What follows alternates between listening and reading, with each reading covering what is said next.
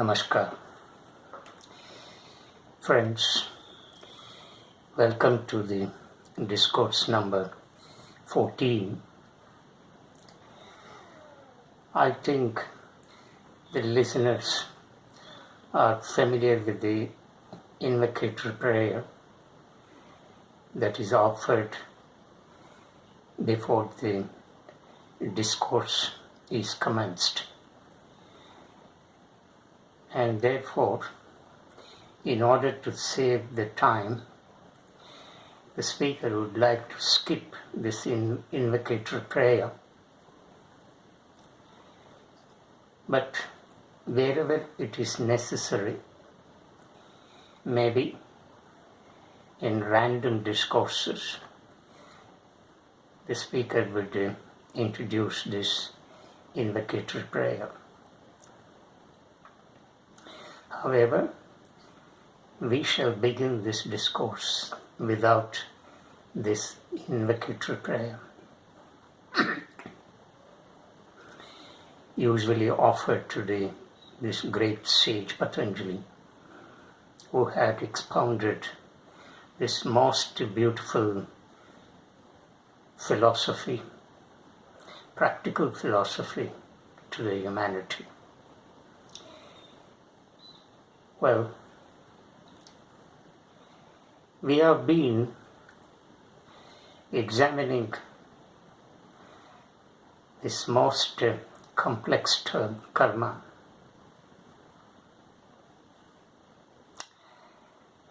We are bound by karma. Our life is full of actions. The whole universe and creation is in action. The whole universe or creation is in perpetual movement. Movement indicates action. It's in never-ending expansion. The creation is expanding forever. There is no end to this expansion. This expansion implies action. So the whole creation is steeped in action. It's full of action. So a human being is a minuscule representation of this vast creation. Therefore, his life is also full of actions.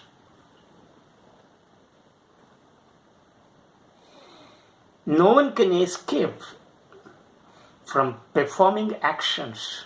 No one can remain even for a second without doing an action. So we are bound by actions.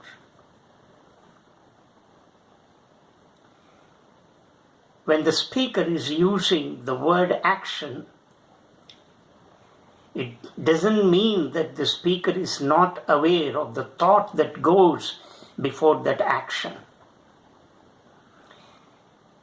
In fact, every action is preceded by thought.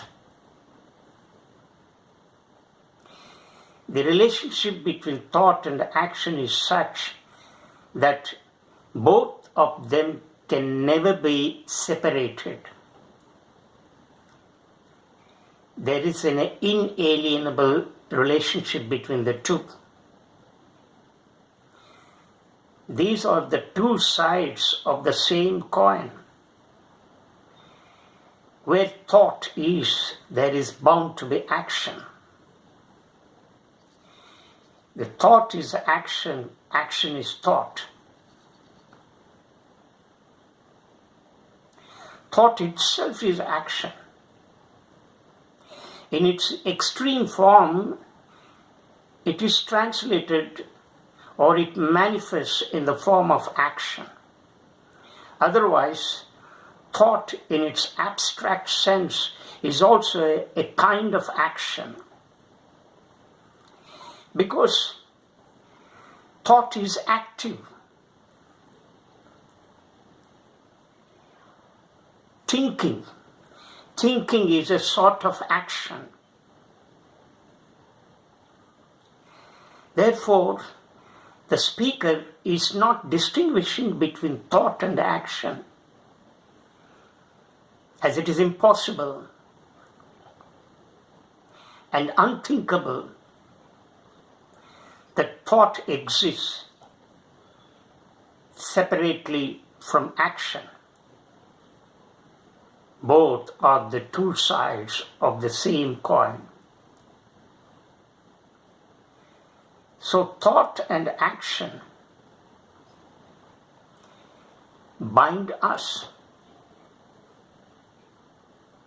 In fact, the speaker would like to describe the entire life, not only the human life, but also the entire cosmic life, in the sense of thought and action.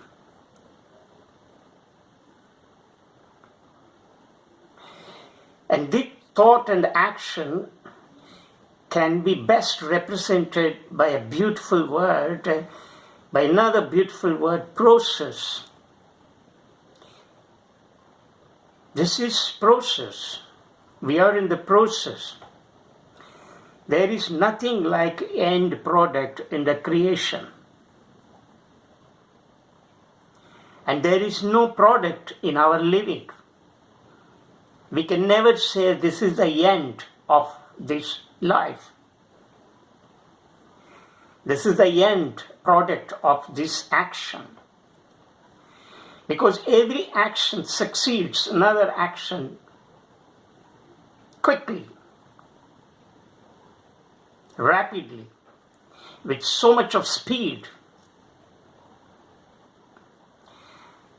that it's very difficult to think where exactly one action started and ended, where another action started and ended, and so on and so forth. So we are in the process of thought and action between the maternity ward and crematorium. There is a distance. It could be a short distance, it could be a long one. There is a space, there is a time. This time, this space, this distance between the maternity ward and crematorium is what is known as life. And this life can be represented in this beautiful word, process. And this process is nothing but having a series of thoughts and actions. Maternity ward represents the place where we are born, and crematorium is a place where we are burnt when we die. But crematorium is not the end of your life. It's an expression of the continuity of life in another form. In the same way, at cosmic level too, it happens. So nothing is constant, everything is changing. It's only a change of the garb. So this process, we are in this process of thoughts and actions. And in fact, a human being can be defined only in this sense of thoughts and actions. As the speaker has already said in one of his discourses, that one's composition of character and destiny are shaped by thoughts and actions. It is the actions that determine your character, your destiny, who you are and what you are. These are answered by the way you perform your actions, the way you have your series of thoughts. And beyond thoughts, beyond actions, what is human being? What are you? Who are you? Beyond thoughts and actions, you are nothing. That's all. Remove thoughts, remove actions. Who are we? We are nothing. And we cannot live in that state of deep and profound and infinite gap and vacuum. Impossible. We cannot think of it. Even a moment of remaining without thinking, without performing an action, even sitting quietly without doing anything is also a form of action. So action can never be separated from human life. Thought cannot be separated from human life. If you remove thoughts and actions, the whole physical activity in the world will come to an end. In fact, the life ceases. Nothing happens. Everything becomes chaotic. Therefore, in all these discussions and discourses, the speaker has been focusing more on actions. Because these actions are crucial to our life. These actions give us sense of happiness and suffering. And in most cases, most actions give us suffering, pain. Because we are not aware of the nature of action that we perform, and that would yield either good or bad consequence.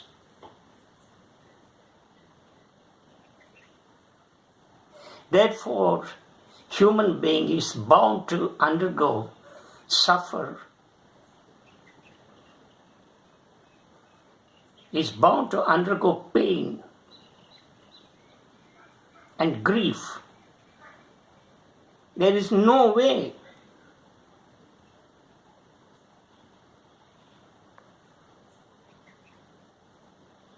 But then we need to be cautious here.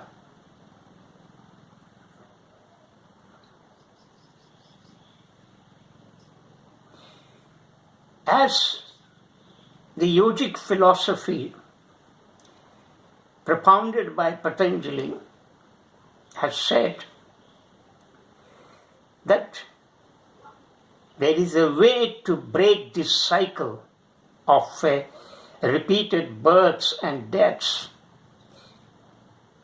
created by the series of actions that we perform in life after life. So the consequences, unreaped consequences, unfulfilled consequences have to be carried, have to be borne, and have to be carried from one life to another life. Therefore, we have series of births and deaths.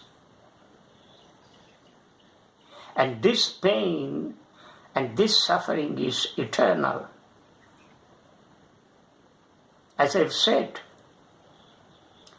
that between the maternity ward and crematorium, what lies is the process, and the process of life, the process of living is nothing but it's a series of thoughts and actions that we indulge in. And it is this series of thoughts and action that determine what we are and who we are. But is there no way out of this suffering in which we are caught eternally? Patanjali propounds a system. He gives a psychophysical technique called as Ashtanga Yoga. Because in Patanjali's philosophy, there is no instant breaking of this cycle of life and death. There is no instant break to this suffering and pain caused by our series of thoughts and actions. It is impossible because of the accumulation of subliminal impressions in the subconscious state of our mind.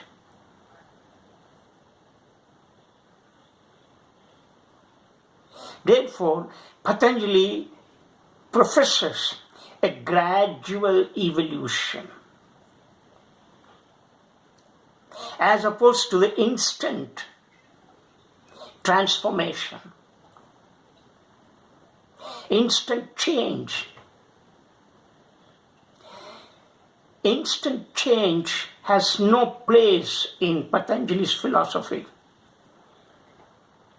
because it emphasizes gradual evolution. That man must evolve.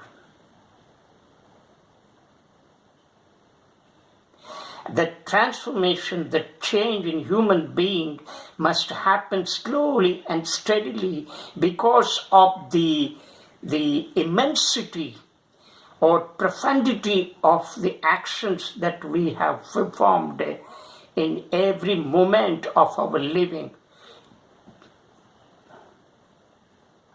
Therefore, to break this profundity or immensity of actions that got accumulated in our mind cannot be easily broken. It's difficult to come out of this cycle.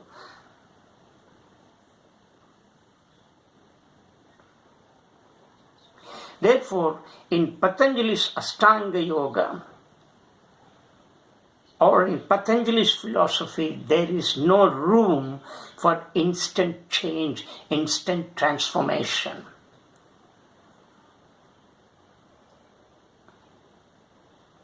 It should be gradual. It should be evolutionary. It should be happen step by step.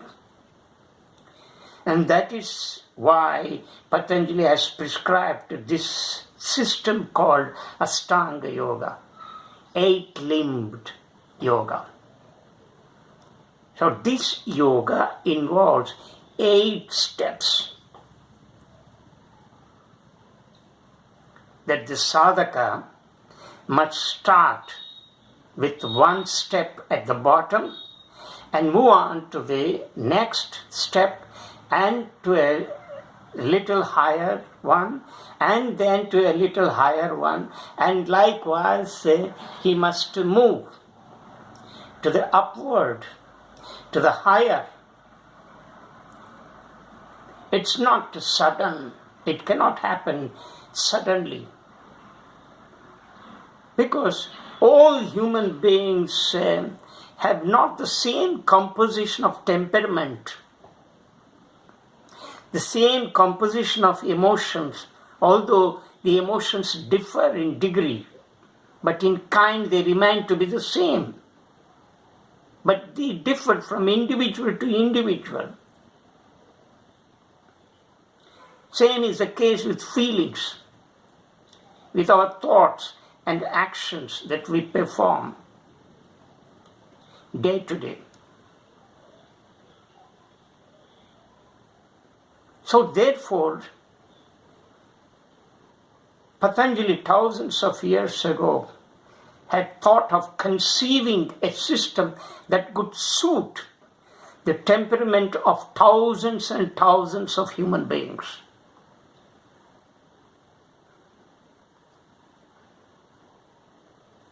If it happens in one human being carrying that kind of sudden, instant, spontaneous and natural transformation, carrying that pure consciousness, living in that state of pure consciousness constantly, moment to moment, what they call enlightenment within quotations. But such an enlightenment can never happen for every human being.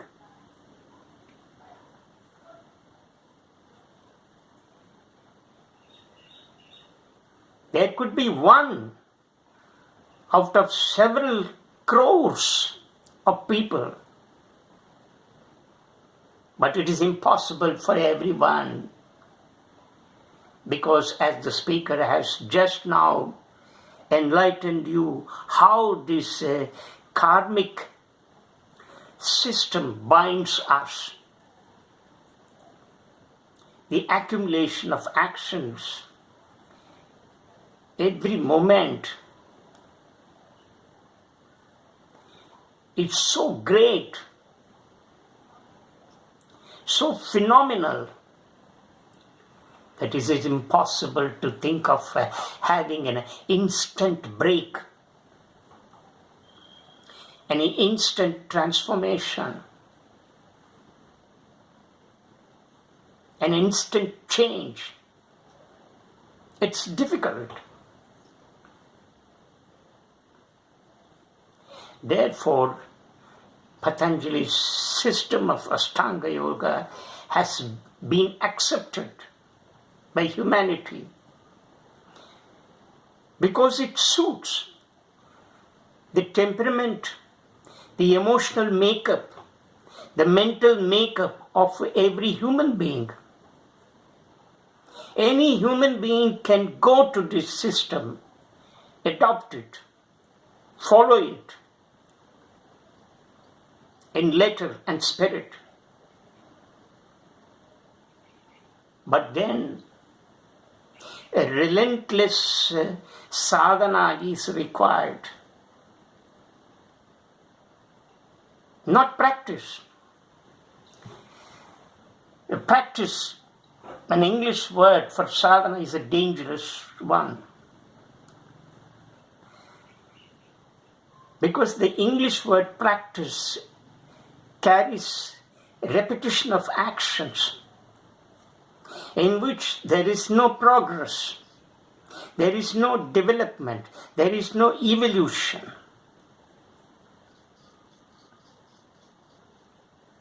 But sadhana, a Sanskrit word, is a beautiful word.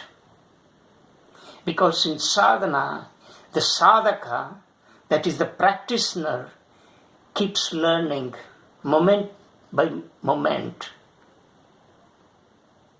There is a growth, there is a development, there is an evolution, there is an unfolding of consciousness as the sadhaka proceeds from year to year.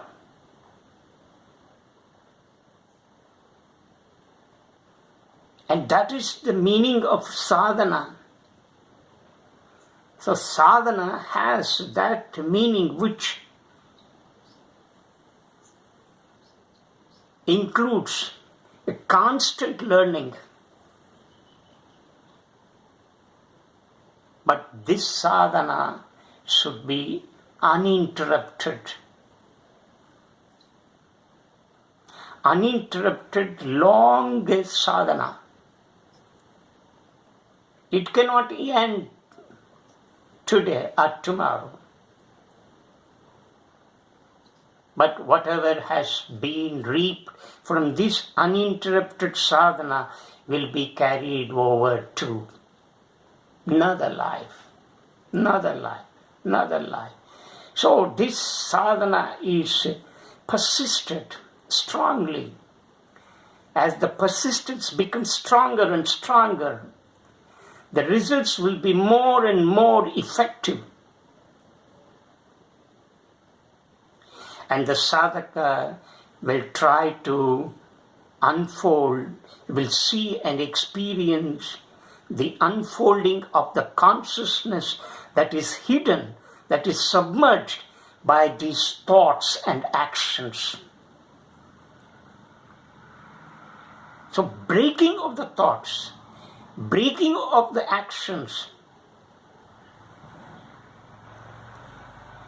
will take you to the unfolding of a consciousness that is hidden, that is lying at the low. Something like a pond which is covered by a green moss. But it looks green from a distance and from the close. It will not reveal the water. But if you want to see the water that underlies beneath this moss, green moss, you need to remove this. When you remove this green moss, then you can see the water there.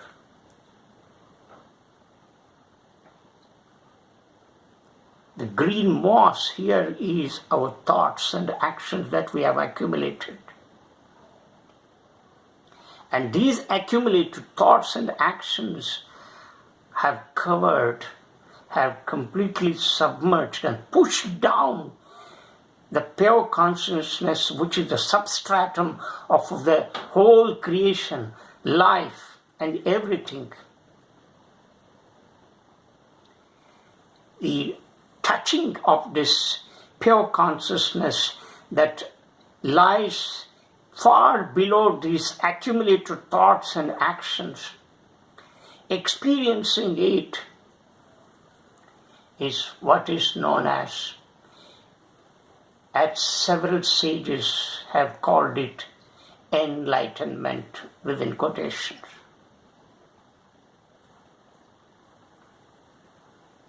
So how to experience that state?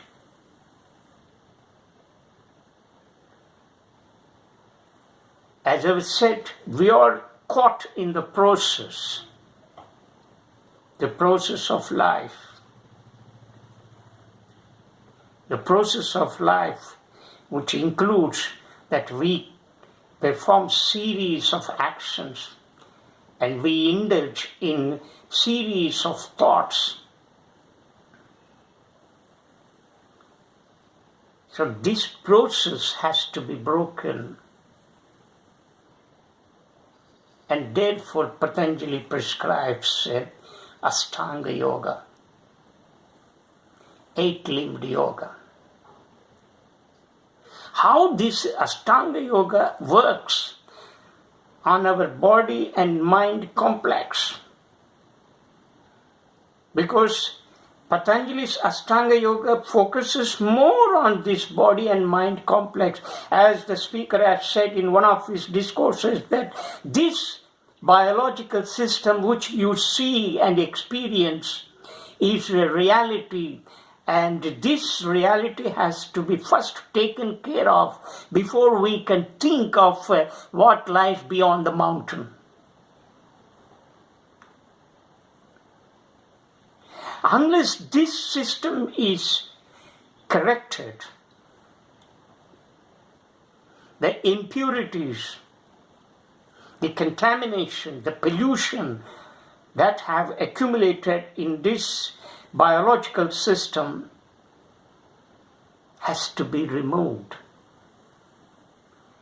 When such thing happens, then the clarity takes place. Clarity in our living happens. This clarity is very important. This clarity is nothing but clear perception. And this clear perception is essential to realize and experience that the state of pure consciousness which underlies the